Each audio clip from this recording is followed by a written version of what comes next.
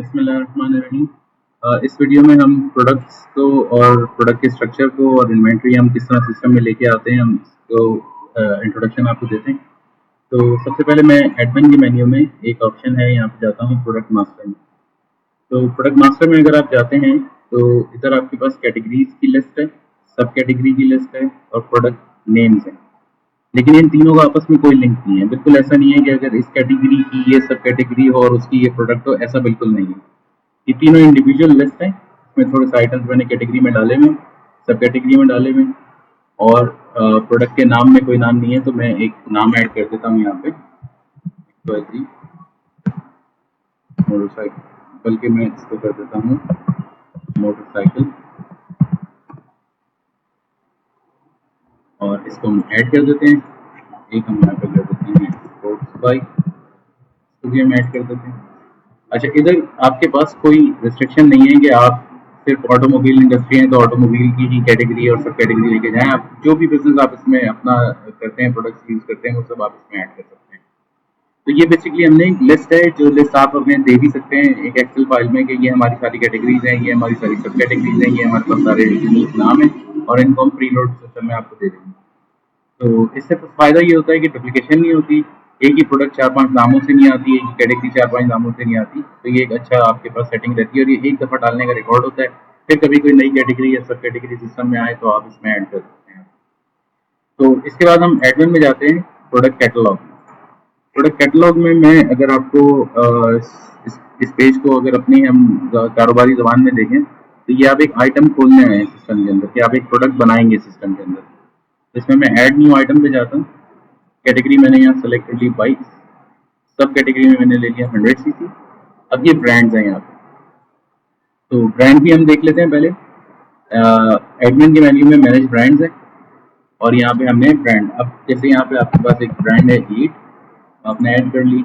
एक ब्रांड आपके पास कोई भी हम ब्रांड रख लेते हैं,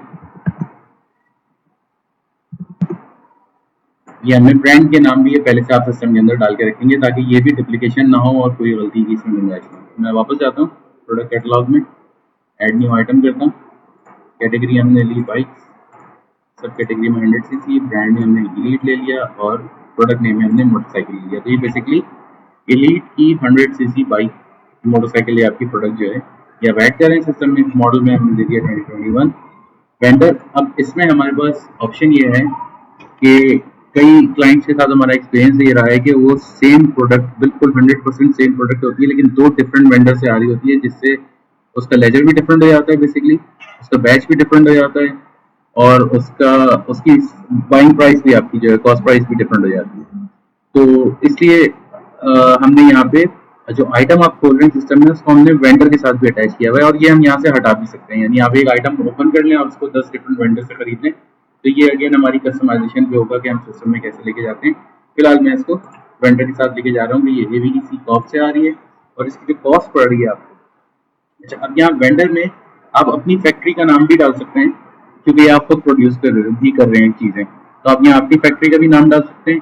तो ये बेसिकली आपका एक लाइबिलिटी भी बन जाएगी, जिसमें आप अपने प्रोडक्ट परचेज जो प्रोडक्शन चार्जेस हैं उनको ऐड कर सकते हैं, क्योंकि बिगनर लेवल आई मीन ये बिल्कुल आप कह लें प्रिसाइज सी ईआरपी है, जिसके अंदर स्पीड अप काम होता है और इसको जल्दी जल्दी आप यूज करना शुरू कर सकते हैं। इसमें अभी मैन्युफैक्चरिंग का मॉड्यूल नहीं है, तो इस वजह से ये सारी डिटेल आपको यहीं पे आप हैंडल कर सकते हैं आराम से। तो मैंने यहाँ वेंडर एबीसी कॉप सेलेक्ट कर लिया। कॉस्ट प्राइस लेट से कि ये एक बाइक जो है ये आपको 50,000 रुपये की पड़ रही है, जो कॉस्ट आपको पड़ रही है। सेलिंग प्राइस आपने यहाँ पे इसकी सिस्टम में दे दी जैसे 50,000, और मेजरमेंट यूनिट इसका पीसेस में है क्योंकि ये पीसेस में आती है। मेजरमेंट यूनिट भी अगेन लिस्ट है, और ये एडमिन में आपके पास मैनेज मेजरमेंट यूनिट्स है, जहाँ से आप ये पूरी लिस्ट ऐड कर सकते हैं। रेट आपकी मर्जी है, आप कुछ भी दे दें। बारकोड, इस सिस्टम में अगर आप कोई अपना पर्टिकुलर बारकोड देना चाहें तो वो दे सकते हैं, वरना हमारा सिस्टम ऑटोमेटिकली हर प्रोडक्ट को एक यूनिक क्यूआर कोड दे देता है। और प्रोडक्ट डिस्क्रिप्शन में आप पूरी कहानी लिख सकते हैं प्रोडक्ट की, अपनी ये इंटरनल आपके रिमार्क्स हैं। तो इसको हम ऐड करते हैं सिस्टम में।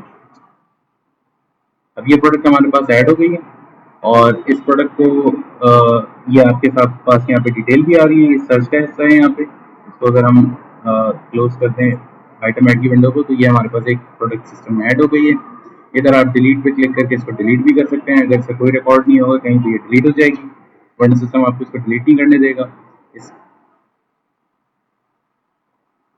और इसके नाम पे अगर हम क्लिक करेंगे तो सिस्टम इसने जो इसका एक क्यूआर कोड बनाया है वो भी सिस्टम हमें डिस्प्ले कर देगा, जिसको हम फर्दर डिस्कस करेंगे आगे। और इन INV जो इन्वेंट्री है इस पर अगर आप इसको क्लिक करेंगे तो सिस्टम एक न्यू पेज में इसकी रिपोर्ट खोल देगा कि इस वक्त की कितनी इन्वेंट्री पड़ी है आपके पास। तो इसमें ज़ाहिर कोई इन्वेंट्री नहीं है। तो बेसिकली ये आपने एक आइटम खोल दिया सिस्टम के अंदर। अब ये एक आइटम का नाम अपनी प्रॉपर्टीज के साथ सिस्टम में ओपन हो गया है, जो कि एसेट हेड इसका यानी इन्वेंट्री। अगर इसको मैं आपको दिखाऊं चार्ट ऑफ अकाउंट्स में, एसेट में, इन्वेंट्री के अंदर, ये इन्वेंट्री में अटैच होता है यहाँ पे। और आप डिफरेंट इन्वेंट्री हेड्स भी लेके चल सकते हैं अपने साथ, तो इसको तो हम फर्दर मीटिंग्स में डिस्कस कर लेंगे, लेकिन फिलहाल हम ये सिस्टम ने ऑटोमेटिकली इसको इस इन्वेंट्री हेड में ऐड कर दिया। तो अब जब अगर ये प्रोडक्ट बिकेगी तो यही हेड क्रेडिट होगा, जब ये प्रोडक्ट आएगी तो यही हेड डेबिट होगा। तो इसके साथ अब ये हमने आइटम ओपन किया, अब हम इसकी इन्वेंट्री ऐड करते हैं सिस्टम के अंदर। तो इन्वेंट्री ऐड करने के लिए हम इन्वेंट्री के मेन्यू में जाएंगे और यहाँ पे ऐड इन्वेंट्री का पेज है। बल्कि हम एक काम करते हैं, हम एक और प्रोडक्ट खोल लेते हैं ताकि हम मल्टीपल को ऐड करके देख सकें एक साथ। तो यहाँ पे भी हम बाइक्स में जाते हैं, 70cc ले लेते हैं, प्रोडक्ट नेम मोटरसाइकिल मॉडल 2021, और ये भी ABC कॉप से आ रही है। जैसे इसकी प्राइस जो है वो मैं कॉस्ट प्राइस बहुत कम रख रहा हूँ और सेलिंग प्राइस इसकी हम रख देते हैं 30। मेजरमेंट यूनिट इसका भी पीसेज में है, वेट में आपकी मर्जी है कुछ दें, बारकोड भी अगेन ऑप्शनल है, डिस्क्रिप्शन आप जो चाहे इसके अंदर पूरी अपनी डिटेल इसकी दे सकते हैं। और इसको हमने ऐड कर दिया सिस्टम में। सॉरी,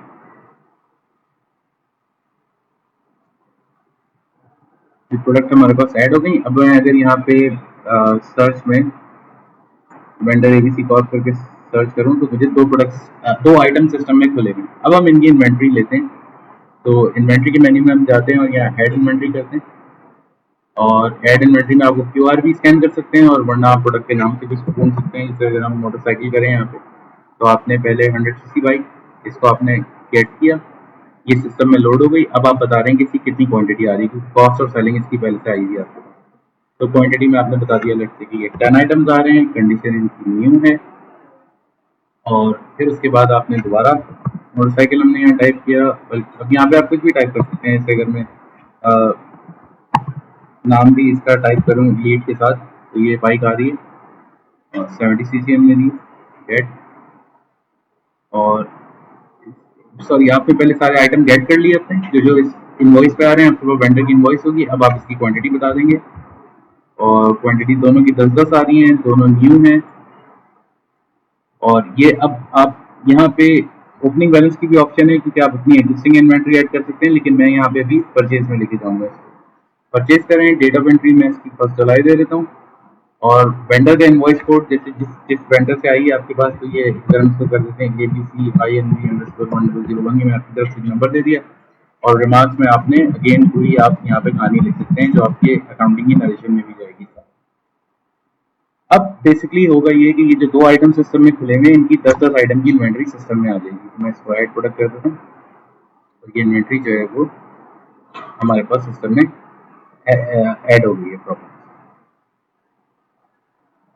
तो अब अगर मैं वापस जाता हूँ एडमिन में और प्रोडक्ट कैटलॉग में जाता हूँ, यहाँ पे अगर मैं सर्च करता हूँ ABC कॉर्प, तो इसकी दोनों प्रोडक्ट नज़र आ रही हैं। और अब देखें, अगर आप 100cc की INV पे क्लिक करेंगे आप, तो ये इसकी इन्वेंट्री आपको दिखा रहा है कि ये इन्वेंट्री ABC कॉर्प की है, और ये इसकी 10 पड़ी हुई है सिस्टम के अंदर। इसी तरीके से अगर हम 70cc वाली को क्लिक करेंगे तो ये इसकी भी इन्वेंट्री दिखा देगा। तो ये डेमो के लिए रिपोर्ट्स हैं, वरना इन्वेंट्री रिपोर्ट्स आपको बहुत अच्छी डिटेल में मिलेंगी, vendor wise, invoice wise, batch wise, सब कुछ। अच्छा, अब अगर मैं दोबारा ऐड इन्वेंट्री पे जाता हूँ और 100cc जो बाइक है उसको, और आप इसको हम दोबारा लेते हैं, इसके 10 पीस और आ रही है। अच्छा, आप देख रहे हैं यहाँ कहीं वेंडर आप सेलेक्ट नहीं कर रहे, क्योंकि वेंडर आपने पहले से बताया हुआ है कि ये कहाँ से आ रही है, ABC कॉर्प से। तो अगर आप वेंडर को प्रोडक्ट आइटम के नाम में नहीं रखेंगे इस वेंडर को, तो फिर हम यहाँ पे आपको एक ड्रॉप डाउन बॉक्स देंगे, लिस्ट देंगे, जिसमें आप वेंडर सेलेक्ट करेंगे कि कौन से वेंडर से आप परचेज कर रहे हैं, तो वो वेंडर प्रोडक्ट से हट जाएगा। तो ये आपकी चॉइस के ऊपर होगा जब हम कस्टमाइजेशन की तरफ आएंगे इंशाल्लाह। इसको हम न्यू और परचेज ऐड में, और इसको मैं ले लेता हूँ 3 जुलाई को, और इसको हम ले लेते हैं ABC-IN_102 और इसकी डिटेल ले लेते हैं। तो ये सेकंड बैच इस इन्वेंट्री का आप सिस्टम में ऐड कर रहे हैं, ये ऐड हो गया। अब मैं अगर आपको दोबारा प्रोडक्ट कैटलॉग में जाके दिखाता हूँ और ABC कॉप को अगर हम सर्च कर लेते हैं, तो अब अगर मैं 100cc वाली को चेक करता हूँ तो मुझे इन्वेंट्री में 2 रिकॉर्ड नज़र आ रहे हैं, क्योंकि ये 2 डिफरेंट बैचेस हैं। तो इसमें डेट वगैरह आपको सामने नज़र नहीं आ रही, वरना बकायदा बैच वाइज डेट और हर बैच को एक अलग आपके जो बैच नंबर है वो भी मिलेगा, बिल्कुल एग्जैक्टली। तो अब इसमें ये इस तरीके से आपने सिस्टम के अंदर इन्वेंट्री ऐड कर दी, बैक एंड पे आपकी पूरी परचेज ऐड हो गई। जैसे अगर मैं यहाँ पे MIS में जाता हूँ और मैं यहाँ पे जर्नल ओपन कर लेता हूँ और इसको मैं 1 से 3 तारीख तक का ले लेता हूँ, जिस दरमियान मैंने ये परचेज डाली है। तो जर्नल में अगर आप देखें तो ये इन्वेंट्री एडेड, फिर इन्वेंट्री एडेड, फिर इन्वेंट्री एडेड। तो ये पूरी एंट्रीज हैं इसकी। अच्छा, ये रिपोर्ट्स हमारी जो भी खुलती हैं वो यहाँ पे एक टेस्ट का बटन होता है, इसको आप PDF में एक्सपोर्ट करके प्रिंट कर सकते हैं, इसको आप एक्सेल में भी एक्सपोर्ट कर सकते हैं बड़े अच्छे तरीके से। इसी तरह एक्सेल में चली जाएगी, वहाँ अगर आपने यूज़ करना है आप इसको tip file, word, HTML, XML सब में इसको एक्सपोर्ट कर सकते हैं। तो ये मैंने बेसिकली आपको इसकी जर्नल एंट्री दिखा दी। और अगर मैं लेजर रिपोर्ट में जाता हूँ तो यहाँ पे अगर मैं सेलेक्ट कर लेता हूँ इन्वेंट्री का जो हेड है मेरा, और इसको हम 1 जुलाई से आज तक ले लेते हैं, तो ये इन्वेंट्री में आपको ये 3 एडिशन से नज़र आती हैं। इसी तरीके से अब मैं अगर अपने वेंडर ABC कॉर्प को लेता हूँ 1 जुलाई से आज तक, तो ये आप देखेंगे कि आपको वेंडर का पेबल नज़र आ रहा है, यानी 6,50,000 रुपये आपने इस वेंडर को दे। तो जैसे कि पिछली वीडियो में मैंने पेमेंट्स का मॉड्यूल आपको एक्सप्लेन किया था, तो अब अगर मैं यहाँ पे पेमेंट्स में जाता हूँ और यहाँ पे मैं लाइबिलिटी में सेलेक्ट कर लेता हूँ ABC कॉर्प, तो जैसे मैंने ABC कॉर्प सेलेक्ट किया तो आपको वेंडर का लेजर बैलेंस नज़र आ रहा है। अब सपोज करें इस वेंडर को आप अभी 3 लाख रुपए दे रहे हैं, तो सिंपली इसका अभी लेजर बैलेंस खड़ा हुआ है, तो इस वजह से आपको कोई एक्सपेंस कलेक्ट करने की जरूरत नहीं है। आपने यहाँ पे 300,000 रुपीज़ इसको आपने दे दिया कि paying for the invoices paying for the जो भी आप यहाँ पे अपना लिखते हैं परचेज, इसको हम ऐड टू लेस करते हैं। इधर हम सेलेक्ट कर लेते हैं बैंक और इसका आपने चेक ले लिया, अपना चेक नंबर दे दिया और पेमेंट डेट जो है मैं इसकी 5 तारीख ले लेता हूँ। और यहाँ पे आपकी जो भी आपकी नरेशन है हम फिनिश करते हैं ट्रांजेक्शन को, इसका हमसे कंफर्म करेगा, इसको हम प्रोसीड कर देते हैं। इसका वाउचर भी ओपन हो गया। और अब अगर हम जाके इसका लेजर रिपोर्ट देखते हैं, एक जर्नल को चले आप छोड़िए, इसमें हम लेजर रिपोर्ट पे चले जाते हैं और यहाँ पे अगर हम ABC कॉर्प को देखें 1 जुलाई से आज तक, तो आपके सामने ये अब लेजर बैलेंस आ रहा है इसका कि 3 लाख रुपए की आपने पेमेंट कर दी इस वाउचर पे, जो वाउचर ये आपके सामने खुला हुआ है यहाँ पे, और ये इस वेंडर का ledger balance.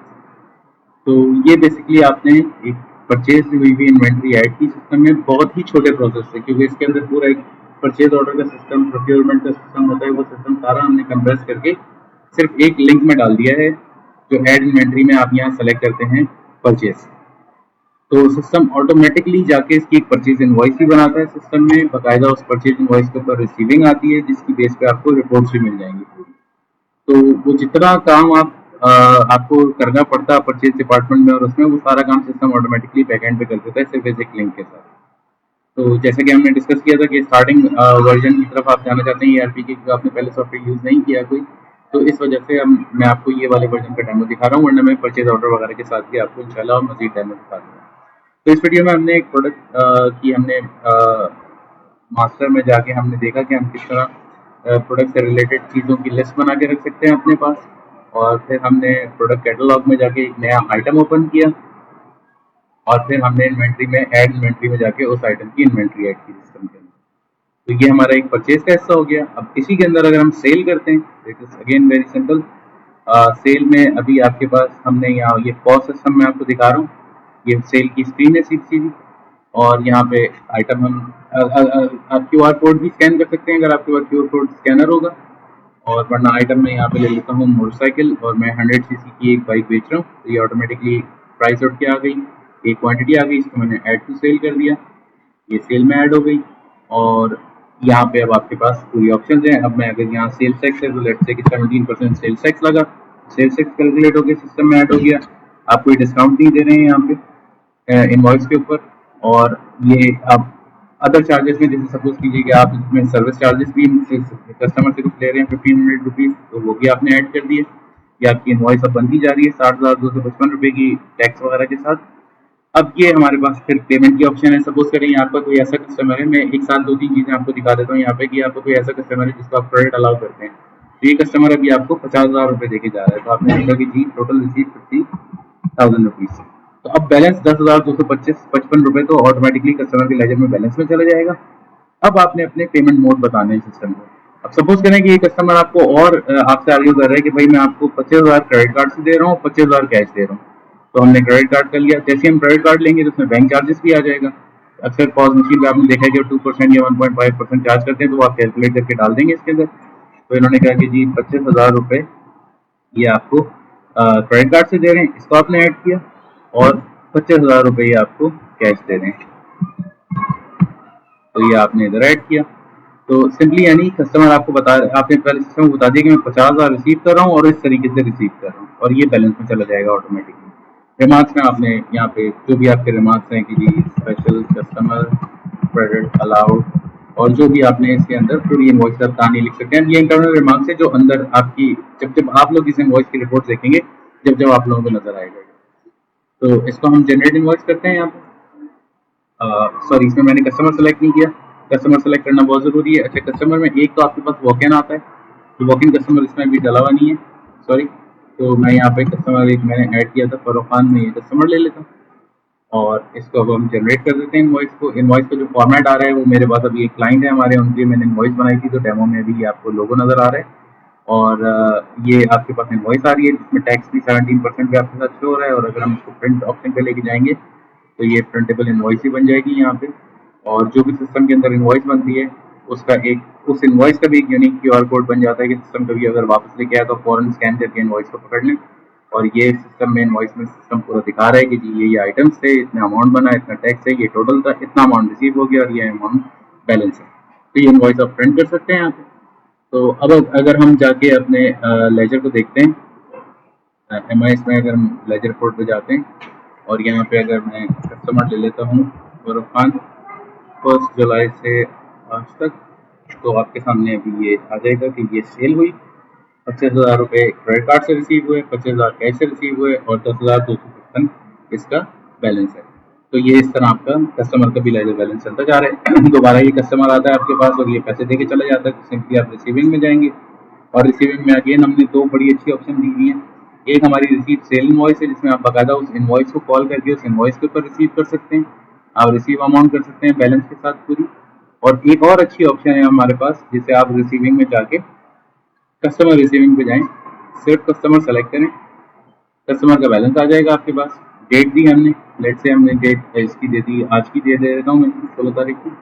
Amount receive 10,255, remarks clearing balance for invoice number 1 के अंदर टाइप दे दिया और ये आपको कैश देके जा रहे हैं जो कि आपने पेटी कैश में ही ले लिया सपोज करें, तो इंस्ट्रूमेंट कैश है, इंस्ट्रूमेंट नंबर कुछ नहीं है।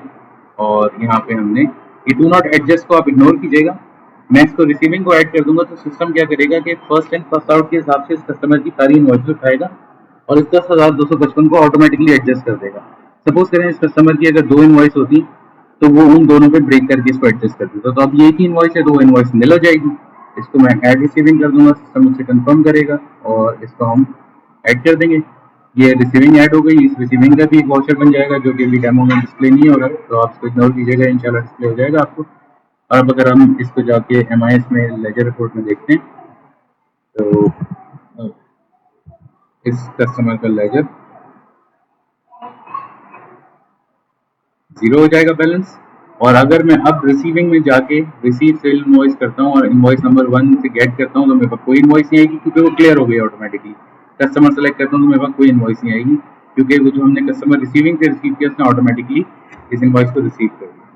तो बेसिकली 2 वीडियोस के सेट में मैंने आपको एक पूरे सिस्टम का डेमो दे दिया है कि जिसमें किस तरीके से आप अपनी अकाउंट्स को लेके चलेंगे, किस तरीके से आप अपनी प्रोडक्ट्स को मैनेज करेंगे और किस तरीके से आपकी सेल होगी। इसमें बहुत सी कस्टमाइजेशन मौजूद है, हमारी डिफरेंट ERPs हैं जिनमें पूरा production module, order management system और सब कुछ है, तो वो इंशाल्लाह हम आगे देखेंगे। लेकिन जैसे कि अगर आपने मुझसे रिक्वेस्ट की थी कि अभी you are new for the software, तो आई थिंक ये आपकी एक बेहतरीन ऑप्शन रहेगी कि इससे आप सिस्टम को स्टार्ट कर सकें, क्योंकि ये कंप्लीट आपका अकाउंट मैनेज करेगी एप्लीकेशन। और आपके accountant, I am sure he is a very professional person, उनको ये चार्ट ऑफ अकाउंट और जेवी एंट्री के मॉड्यूल से वो बहुत कुछ इसके अंदर आराम से अपना आपका पूरा कंपनी का अकाउंट बहुत अच्छे तरीके से चला लेंगे। सेल्स टैक्स की जहाँ तक बात की थी, एक चीज़ और मैं आपको बता दूँ कि जैसे MIS में अगर हम लेजर रिपोर्ट में जाते हैं, तो हमने सेल्स टैक्स लिया था उसके अंदर इनवॉइस के ऊपर, जो कस्टमर से लिया था। तो सेल्स टैक्स आउटपुट की अगर मैं रिपोर्ट देखता हूँ, 17% आपने लिया था, तो आप इसको शो करेंगे रिपोर्ट को, तो ये ऑटोमेटिकली आपका सेल्स टैक्स की एक रिपोर्ट आ गई, क्योंकि ये आप पे लायबिलिटी है जो आपने कस्टमर से सेल्स टैक्स लिया है। और ये इस तरीके से, इसी तरीके से हम आपको परचेज के अंदर सेल्स टैक्स की परचेज पे टैक्स की ऑप्शन दे देंगे, तो वो ऑटोमेटिकली सेल्स टैक्स इनपुट पे चला जाएगा, क्योंकि सेल्स टैक्स इनपुट होता है जो कि आपका एसेट होता है, आपने अपने रिटर्न में फाइल शो करना होगा। तो ये बेसिकली इसने टैक्स भी ऑटोमेटिकली एडजस्ट कर दिया। अगर आप कोई डिस्काउंट देते तो सिस्टम के अंदर डिस्काउंट के भी हेड बने हुए एक्सपेंस के अंदर, डिस्काउंट ऑन सेल्स इनवॉइस, तो जो डिस्काउंट होगा आपका वो ऑटोमेटिकली इस डिस्काउंट में जाके एडजस्ट हो जाएगा, आपके लिए एक्सपेंस बन जाएगा वो। और इसी तरीके से हमारे पास bank charges on POS machine का भी है, यानी अगर मैं कोई सेल करूंगा और उस पर मैंने 2% कस्टमर से लिया, तो वो एक अलग अकाउंट में जाके हिट होगा, bank charges on POS machine, जो कि लाइबिलिटी अकाउंट होगा, क्योंकि bank charges I think bank को दिए जाते हैं। बट अगेन ये आप लोग जिस तरह इसको लेके चलेंगे वो सिस्टम उसी तरीके से आपके साथ चलेगा कस्टमाइजेशन के साथ। बट ये जो 2 वीडियोस में मैंने आपको डेमो दिया है, this is a complete system which you can immediately acquire with very less customization in a very nominal cost, और आप इससे फौरन अपना काम शुरू कर सकते हैं। तो आई होप कि ये दोनों वीडियोस को आप अच्छी तरीके से देख के सिस्टम को समझ जाएंगे, और इंशाल्लाह फिर हम आगे अपनी मीटिंग शेड्यूल करते हैं। बहुत शुक्रिया सर देखने का वीडियो। जज़ाकल्लाह।